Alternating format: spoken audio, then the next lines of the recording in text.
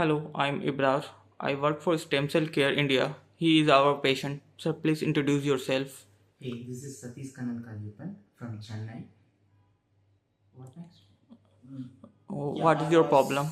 I was diagnosed with type 1 diabetes from the age of 8 to my current age is 28. So for last 20 years I was a lot of suffering because of this diabetic mellitus.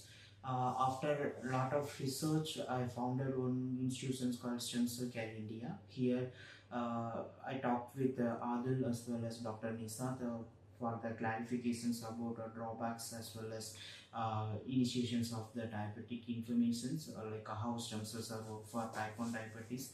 And one of my friend also talked with every doctors as well as friend also talked with Nisat.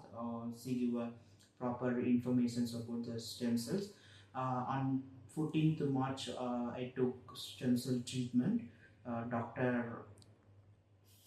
Dr. sorry, Manoj. Dr. Manoj give a proper informations and guidance of how the treatment will going to work and what are the initiations they will provide, everything he provide. Then they initiated the treatment.